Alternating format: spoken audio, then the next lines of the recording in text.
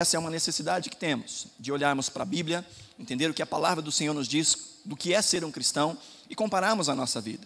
Vivemos um tempo em que o cristianismo pode ser simplesmente uma herança familiar, algo simplesmente cultural. Há muitas pessoas que se dizem cristãos, mas que na verdade, biblicamente, não o são. E nós temos examinado, à luz das Escrituras, o que é que significa de fato ser um cristão. Até aqui nós temos falado de algumas marcas, começamos há 2 semanas atrás, falamos de algumas marcas que são características de pessoas que foram de fato transformadas pelo Evangelho. Nós falamos que não é possível ser um cristão de fato sem nascer de novo. Nascer de novo é o início da vida cristã. Nós só podemos nos tornar cristãos ou só podemos nos tornar filhos de Deus por uma obra que o Senhor realiza nas nossas vidas. No momento em que nos entendemos como pecadores e necessitados da graça e da misericórdia do Senhor, clamamos ao Senhor que nos transforme, que nos salve, que nos dê vida de fato. Então é o Espírito Santo quem nos dá essa vida, que nos faz nascermos de novo. Isso não fala simplesmente de gostar de igreja, isso não fala simplesmente de gostar de religião, de achar que a filosofia que está por trás do cristianismo é válida, é bonitinha, é legal. Ser cristão é muito mais do que isso. Ser cristão é uma natureza, é sermos de fato filhos de Deus, nascidos de novo. E falamos há 2 semanas atrás de 2 dessas características que estão presentes na vida daquele que nasceu de novo. Falamos que aquele que nasceu de novo é alguém que tem uma fé objetiva, que ele sabe o que ele crê. Ele crê, ele confia em algo que ele aprende da parte do Senhor. Ele conhece as Escrituras e ele busca conhecer a cada dia as Escrituras e ele confia que aquilo que Deus diz é verdade. Depois nós falamos também que o cristão, ele tem uma relação completamente diferente com o pecado.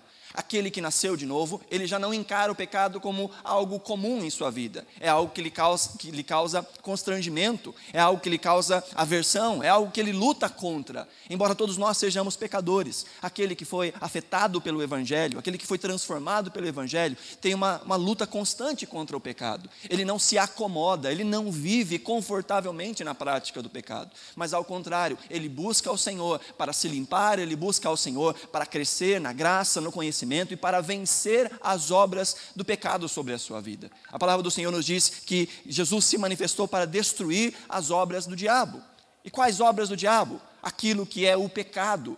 A Bíblia nos diz que o diabo peca desde o princípio, e aquele que vive na prática do pecado pertence ao diabo. Então o texto vai dizer, e para isso se manifestou o Filho de Deus, para destruir as obras do diabo, para destruir a força do pecado sobre a vida daquele que nasceu de novo. Aquele que nasceu de novo, então, vai se livrando do poder do pecado. E hoje nós vamos falar um pouquinho mais a respeito de uma outra característica que nós vamos encontrar em vários textos da Bíblia. Por isso fiz até um slide hoje, que nós vamos ler vários textos, para que a gente não fique procurando aí os textos, ou também para não dar trabalho para o pessoal da projeção. Eu já coloquei vários textos aí. Mas como nós temos meditado na carta de João, ou usado a carta de João como esse esquema para os nossos pensamentos. Nós vimos há 2 semanas atrás, em 1 João capítulo 5, verso 13, que João diz que essa carta foi escrita para que aqueles que creem que Jesus é o Filho de Deus possam ter certeza da vida eterna. Há um jeito de termos certeza da vida eterna. E João, na sua carta, então, vai nos apontar vários testes para sabermos sobre a vida eterna. E um deles é que o cristão verdadeiro, ele vai perseverar na fé até o fim. O cristão verdadeiro vai perseverar na fé até o fim. Essa é uma das marcas da vida de um verdadeiro cristão. E o verdadeiro cristão é esse que permanece, é esse que vai até o último dia da sua vida, clamando ao Senhor e tendo a sua confiança no Senhor. E presta bem atenção nisso, isso é muito importante de nós meditarmos nessa noite. A maioria das pessoas se afastam da fé de forma silenciosa e muitas vezes sem sequer perceber. Às vezes não percebem que estão se distanciando da fé, que estão esfriando na fé, que estão apostatando da fé. É um dos termos que a Bíblia dá. Apostatar da fé é esse esfriar, é o rejeitar a fé. E muitas pessoas vão fraquejando na fé sem sequer perceber. Porque a pessoa, quando fraqueja na fé, ela não vai e publica lá no Facebook, eu estou desistindo da fé, eu não acredito mais em Deus. Há poucos que fazem isso. A grande maioria dos cristãos, ou daqueles que se dizem cristãos, que fracassam na fé, isso acontece de forma muito silenciosa. Isso acontece aos poucos. 1 dia, 2 dias, 3 dias, 1 mês, 3 meses, e quando menos percebe, só é um cristão nominal. Só se fala que é um cristão, mas a sua vida está completamente longe, de fato, dos caminhos do Senhor. Há aqueles que vão até o batismo, ou em alguns casos vão até a apresentação de um filho, que caminham durante certo tempo, mas depois passam pelas águas do batismo e acham que agora estão garantidos na salvação. Já não preciso de mais nada, já cumpri com todas as minhas obrigações, e abandonam a fé, apostatam da fé. Outros começam uma caminhada de fé com o intuito de apresentar os seus filhos ao Senhor, e quando acontece isso, apresentam os seus filhos ao Senhor, aos seus filhos à igreja, e quando isso acontece também, fogem da comunidade, fogem de uma vida de compromisso com Deus, de compromisso com a sua comunidade. Nós temos o cuidado na nossa igreja de ministrarmos curso de batismo antes de que o batismo aconteça, para que aquele que vai descer as águas do batismo faça de forma completamente consciente, saiba o que está fazendo, saiba o que está optando, de uma vida de compromisso para com Deus, uma vida de vida nova, de transformação. Mas ainda assim, há aqueles que ao longo do tempo vão esfriando na fé, desistindo da fé. E quando nós falamos sobre perseverar até o fim, esse não é um problema só de agora. A palavra do Senhor nos dá vários exemplos de pessoas que desistiram da fé. Esse já é um problema antigo. Nós conhecemos muito bem a história de Judas Iscariotes, que andava com Jesus, que era um dos 12 de Jesus, que esteve presente e viu milagres, e foi alvo de milagres de Jesus, esteve na multiplicação dos pães, foi um dos distribuidores dos pães que Jesus multiplicou, esteve na pregação do Evangelho, no envio da pregação ao Evangelho. E isso aqui nos mostra também uma coisa muito importante: ser o receptor de um milagre, ou até mesmo fazer milagres, não é uma garantia de salvação. Inclusive, nós já vimos esse texto. Naquele grande dia, algumas pessoas vão dizer: Senhor, mas eu fiz tantas coisas em Teu nome, eu fiz isso, eu fiz aquilo, eu expulsei demônios, eu curei enfermos. E a resposta de Jesus vai ser: eu nunca vos conheci. Porque sucesso no ministério não significa a aprovação de Deus. Ser receptor de um milagre não significa a aprovação de Deus. Muitas pessoas se acham salvas porque foram abençoadas na família, nas finanças, na saúde ou em qualquer outra área. Mas receber o milagre não significa a salvação. Judas caminhou muito próximo de Jesus. Judas fez muitas coisas juntamente com os outros discípulos de Jesus. Mas ainda assim foi condenado pelo seu pecado e pela sua rebeldia para com Deus. Nós vemos ainda esses nomes que aí aparecem: Himeneu, Alexandre, Fileto, Demas, eram companheiros de Paulo, caminhavam com Paulo, foram companheiros de pregação de Paulo, mas quando vemos 1 Timóteo capítulo 1, versos 19 e 20, 2 Timóteo 2, 17 e 18, nós vemos Paulo falando que estes abandonaram a fé, apostataram da fé e estavam inclusive ensinando doutrinas contrárias à palavra de Deus. Demas, que é esse último nome que aparece aí nesse slide, Demas foi um dos companheiros de Paulo, a quem ele saúda, ou quem ele chama nas suas saudações a muitas das cartas que ele escreveu. Ele diz: olha, mandam saudações a vocês também, Demas, o nosso fiel companheiro, aquele que está conosco. Mas na última carta que Paulo escreve, a segunda carta a Timóteo, no capítulo 2, verso 10, diz que Demas abandonou o Evangelho por causa do seu amor pelo mundo. Então, abandonar e apostatar da fé não é algo só dos nossos dias. A Bíblia nos fala de muitos exemplos como esse. E quando nós lemos o texto aí de 1 de João, capítulo 2, se você está com a sua Bíblia aberta, nós lemos o versículo de número 19, 1 de João 2, 19, nos diz assim a palavra de Deus: eles saíram do nosso meio, mas na realidade não eram dos nossos, pois se fossem dos nossos, teriam permanecido conosco. O fato de terem saído mostra que nenhum deles era dos nossos. João escreve essa carta a uma igreja que estava entrando em colapso, onde havia muitas pessoas que haviam caminhado dentro da fé cristã e que em algum momento começaram a se enveredar por caminhos muito estranhos, até mesmo a dizer que Jesus não havia vindo em carne, que Jesus não havia encarnado. E ele sai do meio dessa comunidade e continua a pregar essas coisas. E João diz: olha, essas pessoas, a quem ele chama no versículo 18 de o espírito do anticristo, aquele que diz que Jesus não veio em carne, ele diz: essas pessoas, esse espírito do anticristo, que vocês sabiam que ia vir e já está no meio de vocês, eles saíram do vosso meio. E João diz: olha, eles saíram do meio de nós, porque na realidade eles não eram dos nossos. Presta atenção no que João não está dizendo. João não está dizendo: eles eram cristãos, mas agora não são mais cristãos. Ele está dizendo: eles nunca foram cristãos. Eles se pareciam conosco. Eles estavam no nosso meio, eles caminharam conosco, talvez em alguns casos aqui eram até líderes dentro da igreja. E João fala assim, mas o que acontece é que eles nunca foram de fato dos nossos.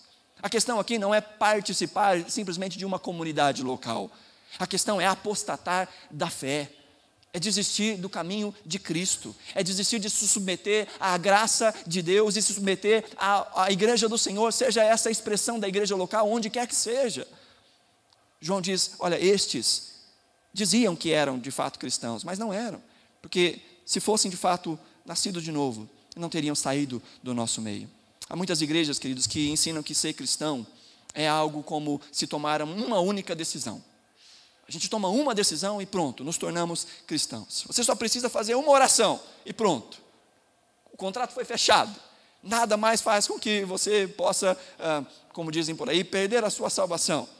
Tratam a salvação como se fosse uma vacina. Uma vez que se toma a vacina, pronto, está inoculado, está completamente livre. E as pessoas às vezes pensam que porque fizeram uma oração, porque levantaram a mão em um apelo, estão completamente garantidos, ainda que não andem nos caminhos do Senhor, ainda que não estejam caminhando de acordo com a vontade de Deus, ainda que não cresçam na graça e no conhecimento do Senhor. Um dia eu fiz uma oração, um dia eu preenchi um cartão, um dia eu fui à frente, então já estou garantido. Mas nós temos que tomar muito cuidado com isso. A Bíblia diz que o cristão genuíno é esse que não abandona a fé. Jesus vai dizer, aquele que perseverar até o fim, este será salvo. A salvação é uma expressão, e a perseverança é a expressão dessa salvação. O continuar na fé, o permanecer em Cristo Jesus, é algo que só é possível àqueles que nasceram de novo. Esse não é um assunto novo. Há uma confissão de fé batista de 1833, na cidade de New Hampshire, que ela diz o seguinte: cremos que os verdadeiros crentes são os que perseveram até o fim, e que o apego perseverante deles a Cristo é a marca registrada que os distingue dos que professam a fé superficialmente. Há aqueles que se dizem cristãos, mas que não perseveram como cristãos. E aquele que de fato nasceu de novo é aquele que vai até o fim. Agora presta bem atenção nisso. Existem dois erros que nós devemos evitar. O primeiro é dizer que é possível perder a salvação. Esse é um erro. Uma vez perguntaram para o Russell Shedd, será que é possível perder a salvação? E a resposta de Shedd foi, depende de quem salvou. Se foi Jesus que o salvou, tem como perder a salvação. Agora, se foram eles que se salvaram, sim, aí é possível perder a salvação. Quando nós entendemos que a salvação é uma obra de Deus nas nossas vidas, nós entendemos que nada pode nos separar do amor de Deus que está em Cristo Jesus.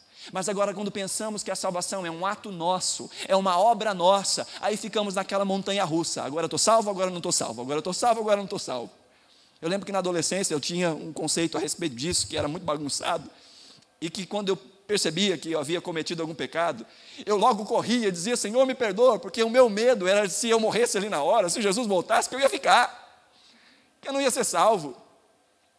E eu ficava naquela loucura, naquele desespero. É claro que o cristão é aquele que luta contra o pecado todos os dias, mas o que garante a nossa salvação não é a nossa capacidade de nos mantermos santos. O que nos garante a salvação é a obra redentora de Cristo Jesus na cruz do Calvário. Nós vamos lutar contra o pecado até o último dia das nossas vidas, mas o que garante a nossa salvação não é o nosso êxito contra o pecado. O que garante a nossa salvação é o sacrifício final de Cristo Jesus naquela cruz. Por isso nós nos refugiamos em Jesus. Então nós não podemos pensar, o cristão pode perder a salvação. Se somos salvos de fato em Cristo, nós não podemos perder a salvação. Jesus não planeja salvar, Jesus salva. É efetivo, é completo.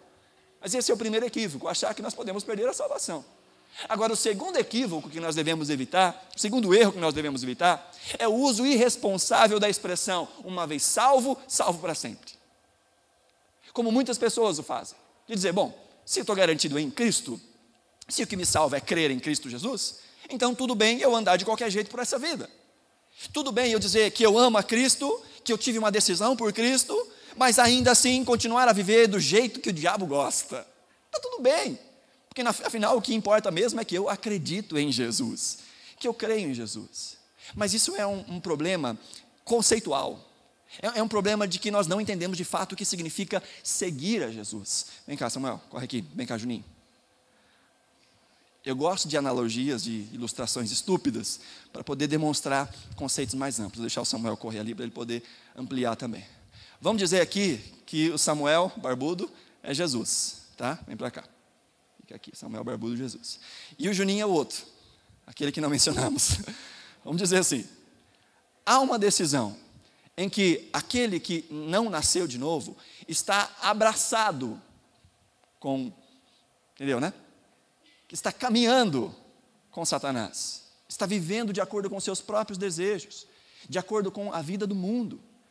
Mas no momento em que ele se reconhece, e essa é a obra do Evangelho, nós ouvimos a mensagem do Evangelho, o Espírito Santo abre os nossos olhos e nos percebemos nessa condição. Então nós clamamos ao Senhor que nos liberte dessa condição. E uma vez isso acontecendo, nós passamos a seguir ao Senhor. Agora você vai para lá e você vai para cá. Vai para lá. Não, você vai para lá, você vai para cá. E nós passamos a seguir ao Senhor. Está entendendo isso aqui? Nós não estamos seguindo naquele rumo. Nós estamos seguindo neste rumo. Nós deixamos de vir para aquela forma de viver. Nós abandonamos aquela forma de viver, porque afinal foi dessa forma de viver que nós fomos libertos. Não dá para seguirmos a Jesus e seguirmos a Satanás do mesmo jeito. Ou nós estamos, de fato, mortos em nossos delitos e pecados, seguindo o rumo desse mundo, ou nós, salvos pela graça salvadora do Senhor, caminhamos para a glória de Deus. Obrigado aos meninos pelo belíssimo teatro que vocês fizeram. Só existe dois caminhos. Ou trilhamos um deles, ou trilhamos o outro. Não dá para seguir a Cristo e seguir ao mundo. Não dá para seguir a Cristo e seguir Satanás. Não está no script, mas abre aí Efésios capítulo 2. Efésios capítulo 2 é um texto que fala exatamente a respeito disso. Efésios 2 nos fala desse caminho. O verso 1 de Efésios capítulo 2 diz o seguinte: vocês estavam mortos em suas transgressões e pecados, nos quais costumavam viver, olha só o termo, quando seguiam a presente ordem deste mundo e o príncipe do poder do ar, o espírito que agora está atuando nos que vivem na desobediência. Olha, antes vocês viviam assim, costumavam viver assim, seguiam a presente ordem, ou seja, seguiam a mentalidade de todo mundo, seguiam a galera, seguiam a ordem desse sistema, ao mesmo tempo seguindo ao próprio príncipe das potestades do ar. Verso 3, anteriormente todos nós também vivíamos entre eles, satisfazendo as nossas vontades, as vontades da nossa carne, seguindo seus desejos e pensamentos. Como os outros, éramos por natureza merecedores da ira de Deus. Esse é o estado anterior a conhecer a Cristo Jesus. Seguir ao sistema desse mundo, seguir a Satanás, seguir os desejos do nosso próprio coração. Mas olha o que diz o verso 4, todavia, Deus, que é rico em misericórdia, pelo grande amor com que nos amou, deu-nos vida com Cristo quando ainda estávamos mortos em transgressões. Pela graça, vocês são salvos. Foi disso que nós fomos salvos. Foi do caminhar em rebeldia contra Deus, de não seguir a Deus, de não amar a Deus, de não obedecer a Deus, de não desejar a Deus, de não desfrutar de Deus. Foi disso que nós fomos salvos. Portanto, nós não podemos entender que essa ideia de uma vez salvo, salvo para sempre, é algo que dê margem para uma vida dissoluta, uma vida sem busca por santidade, sem conhecimento da vontade de Deus e sem vida de busca para com a nossa responsabilidade cristã. A natureza da salvação é exatamente essa. Primeiro, nós éramos escravos do pecado, e Jesus nos libertou dessa escravidão, como diz Romanos capítulo 6, verso 22. Nós estávamos mortos, e Jesus nos deu vida, no texto que nós lemos. Estávamos mortos e Jesus nos deu vida. Nós estávamos perdidos e Jesus veio para nos buscar. Veio buscar o que se havia perdido. Nós estávamos espiritualmente doentes e Jesus veio nos curar. Jesus não veio para os sãos, Jesus veio para os doentes. Nós estávamos cegos e Jesus veio nos fazer enxergar a verdade. O texto aí de 2 Coríntios, capítulo 4, versos 4 a 6 diz o seguinte: o Deus desta era cegou o entendimento dos descrentes, para que não vejam a luz do evangelho da glória de Cristo, que é a imagem de Deus. Mas não pregamos a nós mesmos, mas a Jesus Cristo, o Senhor, e a nós como escravos de vocês por causa de Jesus. Pois Deus, que disse, das trevas resplandeça a luz, Ele mesmo brilhou em nossos corações para a iluminação do conhecimento da glória de Deus na face de Cristo. Estávamos cegos, mas a salvação abriu os nossos olhos para que pudéssemos contemplar a graça de Cristo. Nós éramos por natureza inimigos de Deus e Jesus nos tornou amigos de Deus. Então é disso que nós fomos salvos. A natureza da salvação é a natureza de uma nova vida, é a natureza de ser uma nova criatura. Então, se de um lado nós podemos entender que não há a perda de salvação, nós não podemos nos apegar a uma frase simplista de dizer, bom, uma vez salvo, salvo para sempre, então vamos viver de qualquer jeito. Paulo rebate esse pensamento na sua carta aos Romanos. Como continuar a viver longe de Deus, ou em desobediência a Deus, em rebelião a Deus, se foi para isso que nós morremos? Portanto, ao pensarmos nisso, nós devemos nos perguntar, o cristão permanece fiel porque é Cristo quem o sustenta? Ou nós não permanecemos fiéis porque Cristo não nos sustenta? O cristão só pode permanecer fiel porque a obra que Deus fez na vida dele é verdadeira. O cristão só pode permanecer fiel porque os seus olhos foram iluminados, porque o seu coração foi transformado, porque ele era morto e agora está vivo, ele era doente e agora está curado espiritualmente. É por isso que ele pode permanecer, porque essa é a essência da salvação. Agora, se nós não entendemos salvação nesses termos, se entendemos salvação simplesmente como uma religião, como uma formazinha de viver, aí então sim, nós podemos pensar que é possível perder a salvação. Mas se a salvação é um ato de Deus, não há como revogar este ato de Deus. Amém, queridos? Então, ao pensarmos nisso, devemos pensar, por que é que as pessoas abandonam a fé? Por que é que as pessoas apostatam da fé? E há um texto muito claro sobre isso, um texto ilustrativo que Jesus conta em Mateus e conta também em Marcos capítulo 4, que é a parábola do semeador. E ele fala da mensagem do evangelho sendo lançada e encontrando 4 solos diferentes. O primeiro solo que ele fala, que está lá no versículo 15, ele diz que são aqueles que ouvem a palavra, mas sem interesse. É a semente que foi lançada à beira do caminho. Diz que eles ouvem, mas enquanto estão ouvindo, vem logo Satanás e tira a palavra que é semeada neles. Então estes são aqueles que nem sequer ouviram a palavra, nem sequer deram ouvidos àquilo que foi dito na mensagem do evangelho. Satanás veio e lhes arrancou a semente. O quarto tipo, já é o último tipo, fala da terra boa, que é aquele que ouve a palavra, aceita a palavra, e então dá colheita de 30, 70, 60 e até 100 por um. Então ele fala aí desses 2 extremos, aquele que nem ouve e aquele que de fato recebe a palavra e a palavra produz os frutos para o qual ela foi lançada. Mas entre o primeiro e o quarto, tem o segundo e o terceiro. Se eu sou bom de matemática ainda é assim, tem o segundo e o terceiro, que são os alvos que nós precisamos meditar nessa noite. De gente que de alguma forma parece que recebeu a semente do evangelho, mas algo fez com que elas lançassem fora a semente do evangelho. Parece que o evangelho fez efeito, mas no final não fez efeito, porque existem coisas que os fazem retroceder, que os fazem desistir da fé. E quais são essas coisas? O segundo tipo de pessoa que fala aí em Marcos capítulo 4, é aquele que parece que recebeu, inclusive o texto diz o seguinte: a semente que é lançada no terreno pedregoso, são aqueles que ouvem a palavra, e logo a recebem com alegria, com entusiasmo, recebem a palavra. No verso 17 diz, todavia, visto que não tem raiz em si mesmo, permanecem por pouco tempo. Quando surge alguma tribulação ou perseguição por causa da palavra, logo a abandonam. São aqueles que recebem a semente do evangelho, e às vezes de forma muito alegre, e começam a perceber ao longo dos dias, que seguir ao Senhor não é assim tão fácil como parece. De que existem pensamentos contrários, existem perseguições, às vezes essas perseguições são bem sutis, são brincadeiras de amigos, são brincadeiras da família, gozações. Agora virou crente, agora vai dar dinheiro para o pastor, agora vai enriquecer o pastor, agora você não pode mais sair, agora você não pode mais fazer aquilo, né, porque virou crente, não pode, sua religião não permite. Às vezes é uma perseguição muito sutil, mas em alguns casos é uma perseguição de fato violenta, de pessoas que são expulsas de casa, pessoas em que a família quebra laços completamente e diz, eu não quero mais você aqui na minha casa. Eu tive o desprazer de ouvir uma mãe de uma adolescente dizendo uma vez, eu prefiro a minha filha prostituta à minha filha crente.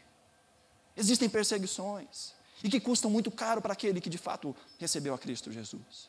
E aqueles que ao ouvirem coisas como essa, e em alguns países perseguição de morte, pessoas que são maltratadas, são violentadas, são surradas e até mesmo mortas pela sua fé ao Evangelho. E há muitos que recebem com muita alegria, mas com o passar do tempo percebem que servir a Jesus não é uma tarefa tão fácil assim. Que necessita de nós essa coragem que vem do Espírito Santo para vencermos as situações que são contrárias. Então, um dos motivos pelos quais as pessoas perdem a sua fé é porque não calculam o preço do Evangelho. E isso é algo que nós precisamos nos lembrar. O Evangelho tem sido pregado em tantos lugares como simplesmente uma oferta vantajosa. Há igrejas que estão se abarrotando de pessoas porque olham para o Evangelho e veem no Evangelho uma situação que é completamente vantajosa. Mas quando Jesus fala sobre seguir a Ele, Ele diz: calculem o preço de seguir. Jesus, ao falar sobre segui-lo, Ele diz: olha, ninguém que começa a construção de um castelo antes não se assenta e vê se vai conseguir terminar, para que aqueles que passem, ao olharem aquela obra, não fiquem zombando dele porque não conseguiu terminar. Jesus diz: olha, prestem atenção, há um preço pelo Evangelho. Aquele que vem a mim tem que entender que ele não pode amar mais a outras pessoas, ao mundo, à vida, do que a mim, porque senão ele não é digno de mim. Há um preço a ser pago. Mas quando começamos a caminhar no Evangelho, nem sempre entendemos esse preço. Que Jesus não nos chama para dividirmos a nossa devoção com Ele. Ou Jesus é tudo, ou Ele não é nada.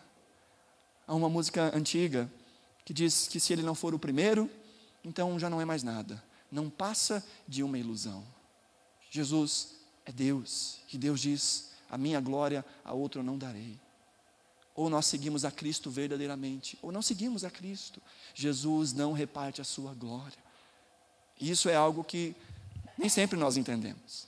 E algumas pessoas recebem o Evangelho com muita euforia, com muita alegria, mas com o passar do tempo percebem que o Evangelho custa, que o Evangelho cobra de nós posturas, e que nos coloca em situações que às vezes não são as situações mais confortáveis. Às vezes são situações difíceis, que nós precisamos de muita sabedoria para poder lidar com elas. E com o passar do tempo, algumas pessoas começam a pensar que não vale a pena essa dor de cabeça, e apostatam da fé. Então, um dos motivos pelo qual as pessoas desistem da fé é por causa das perseguições. Mas o terceiro tipo de pessoas, que aparece também aí na palavra do Senhor, em Marcos capítulo 4, fala daquelas pessoas que são como a semente lançada entre os espinhos, que são aqueles que ouvem a palavra. Parece que eles receberam essa palavra, mas quando chegam as preocupações da vida, o engano das riquezas e os anseios por outras coisas, sufocam a palavra e a tornam infrutífera. O outro motivo pelo qual as pessoas desistem da fé, apostatam da fé, e que mostra que de fato não entenderam o Evangelho, não foram alcançados pelo Evangelho, é porque existem preocupações demais nas suas vidas. Preocupações com as coisas deste mundo. Gastam muito do seu tempo com as coisas desta vida. Alguns porque encontram na sua vida muitas necessidades, olham para, às vezes, uma situação financeira difícil, às vezes uma situação familiar difícil, às vezes uma situação emocional difícil, em que estão procurando em Deus, ou na igreja, ou numa oração, que se resolva aquele problema de uma forma mágica. Mas com o passar do tempo percebem que aquela situação não está se resolvendo. E aquele que não está buscando o Senhor, mas buscando algum benefício, se encontra esse benefício em outro lugar, não tem pudor nenhum de abandonar a Cristo e procurar a resposta em outro lugar. Porque afinal, funciona.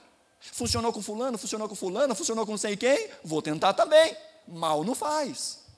E às vezes abandonam a fé em Cristo, ou tentam conciliar a fé com Cristo e a fé em outras coisas que são opostas a Cristo, achando aquilo que vai servir, achando aquilo que funciona. E há muitos que buscam esse tipo de resposta material em Cristo Jesus. E Deus é bom, Deus é poderoso, e Ele pode sim realizar milagres. E ao longo do tempo nós temos visto o Senhor realizar milagres. Mas o fato de Deus poder fazer os milagres não quer dizer que Ele sempre vai fazer aquilo que a gente pede que Ele faça.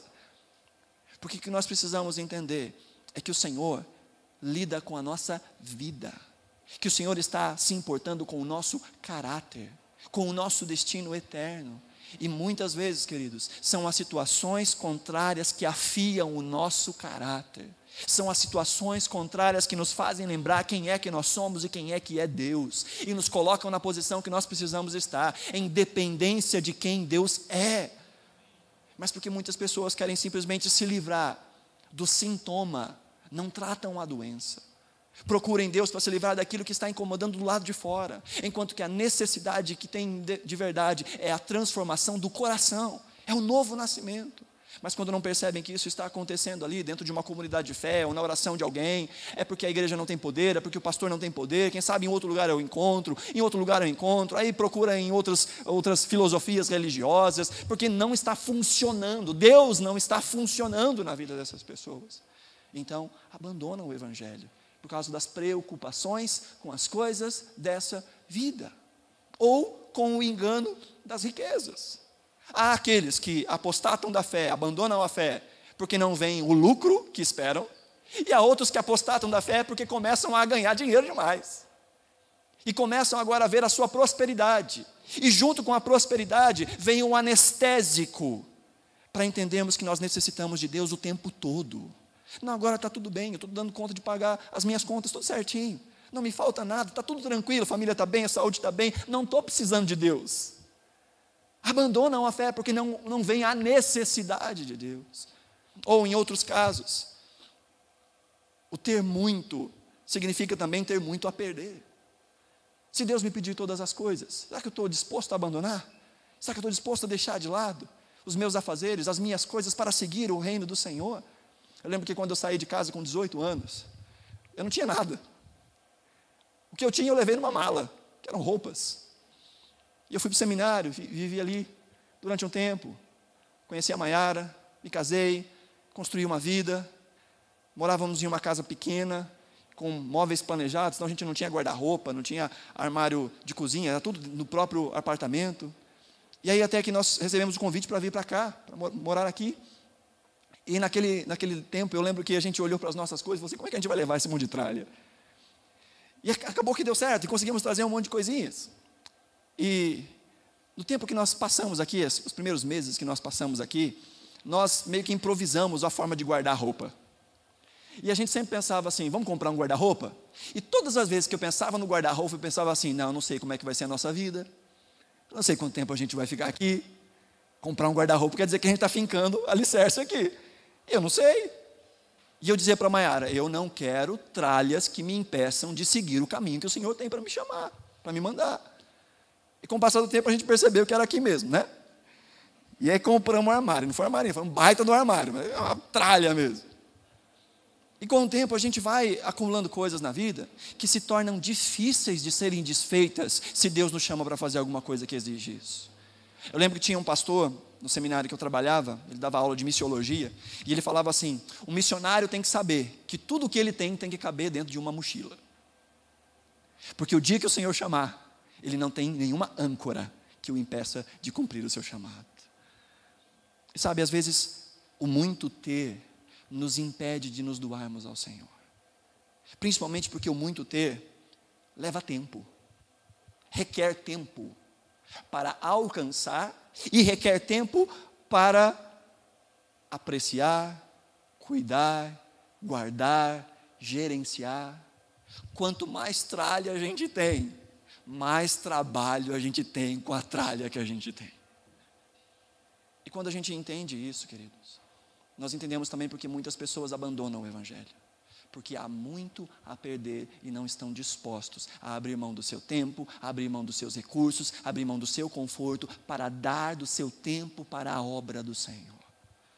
E dizem, não, eu não quero isso, não quero esse tipo de compromisso. Há muitos que, pelos anseios de outras coisas, têm a palavra sufocada e se tornam infrutíferos. Porque as pessoas desistem da fé por perseguição e por tantas outras coisas que abafam a semente do evangelho. Abra sua Bíblia em Judas. Eu quero terminar com esse texto. Judas, só tem um capítulo. Então, entendendo essa amplitude de que o Senhor é aquele que, de fato, nos salvou, e Ele também nos ajuda na perseverança, na verdade, é Ele que nos garante a perseverança. Mas, por outro lado, nós somos chamados em todo tempo a perseverar, Olha o que diz o texto de Judas 1, os versos 21 a 25. Judas 1, 21 a 25.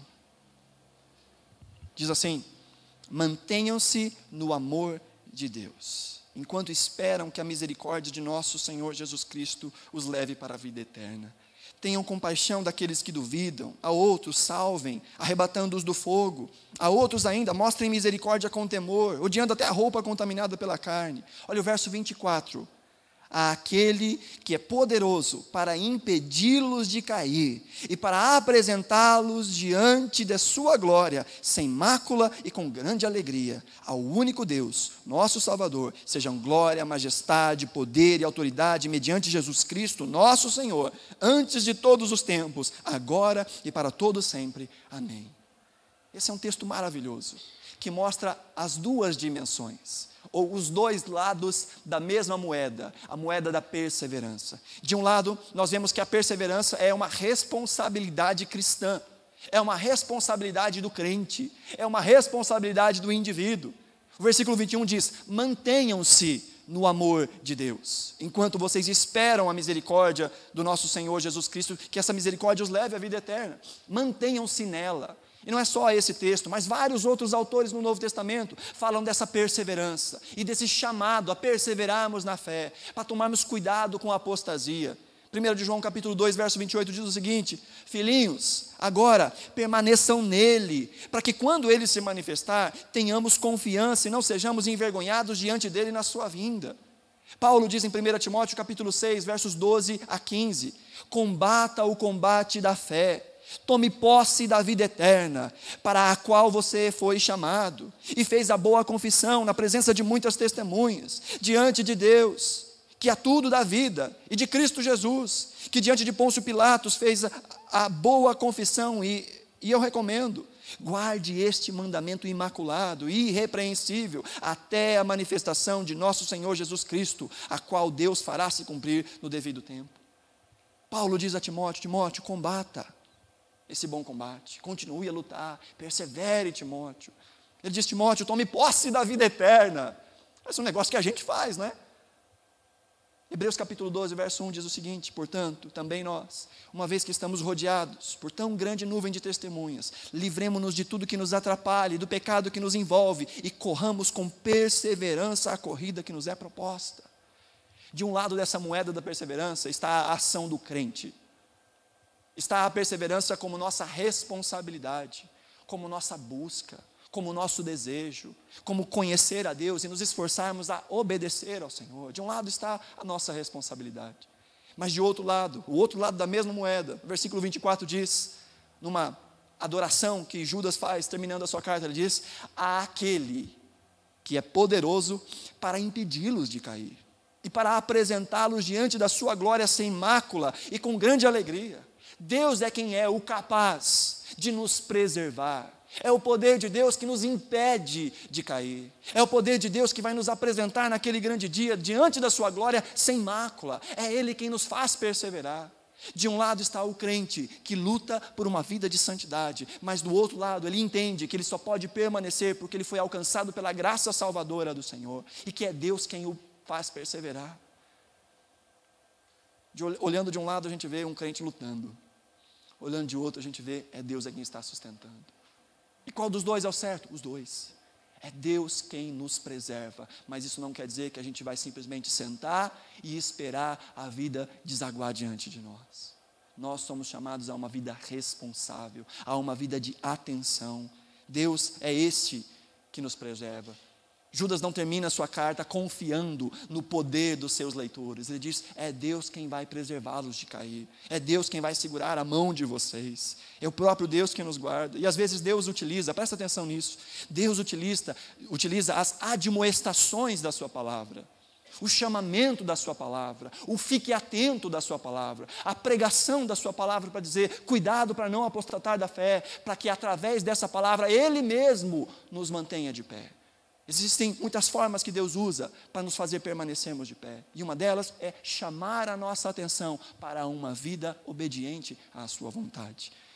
Filipenses capítulo 1, verso 6 diz: Apóstolo Paulo dizendo: eu estou convencido de que aquele que começou a boa obra em vocês, ele vai completá-la até o dia de Cristo.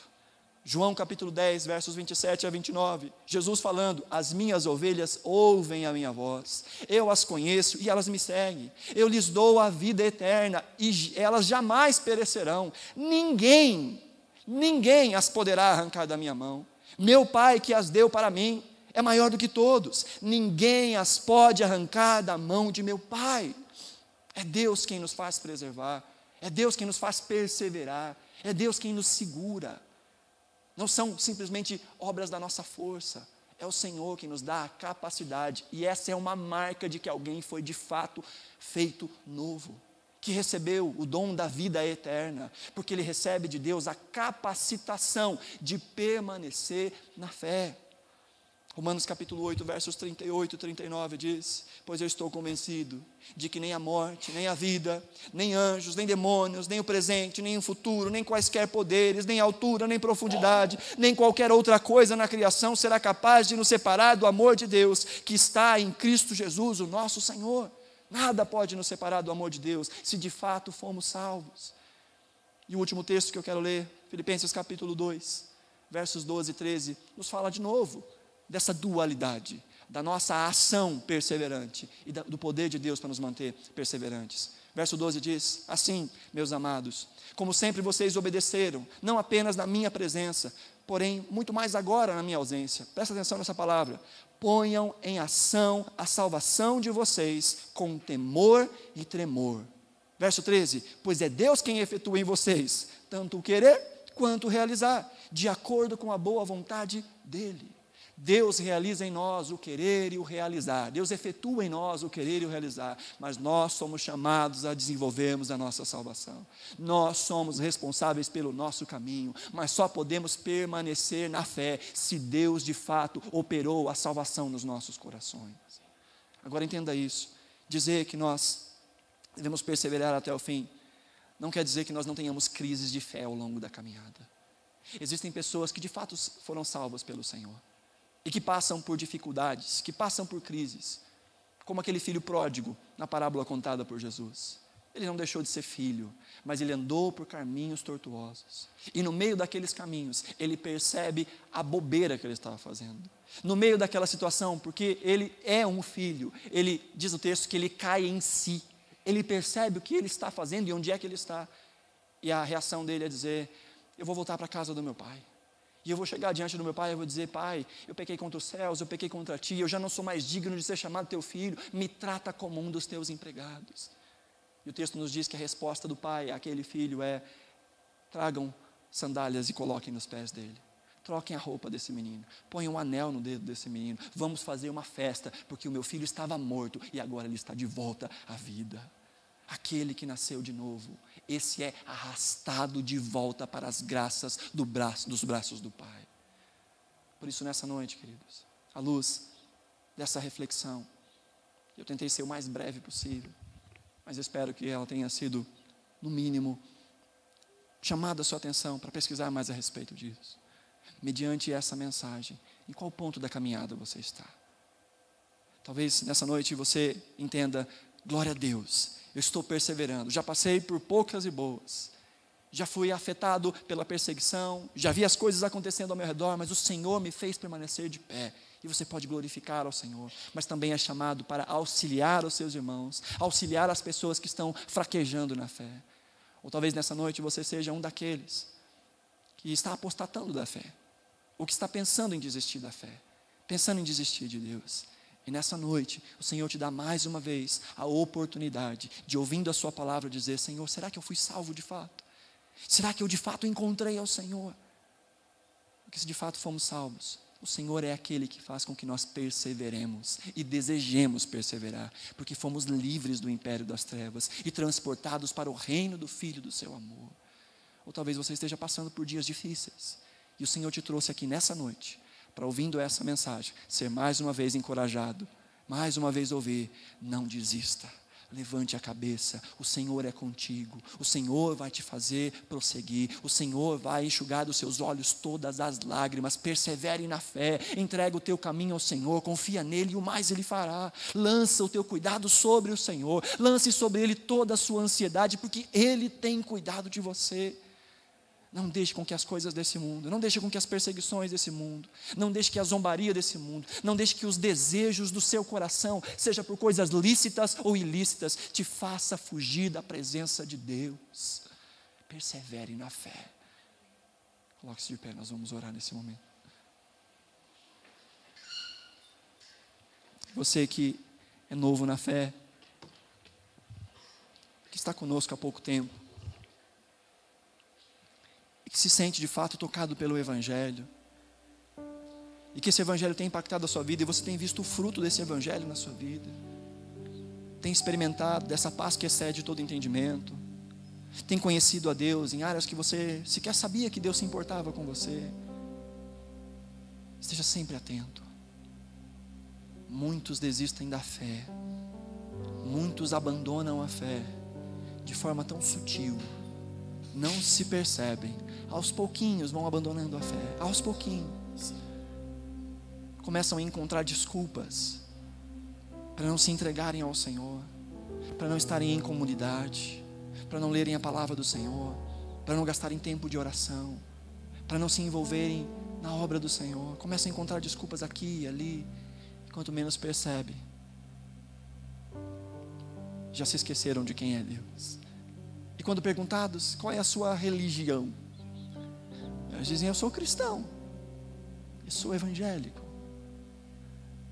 Mas a vida não demonstra isso. As palavras não demonstram isso. As ações não demonstram isso.